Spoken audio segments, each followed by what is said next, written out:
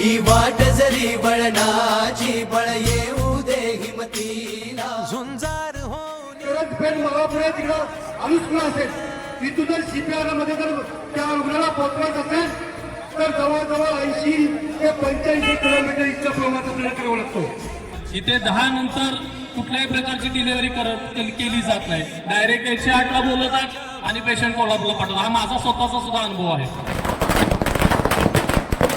आज आमच्या आंदोलनाची दखल घेऊन प्रशासनाला झुकावं लागलं.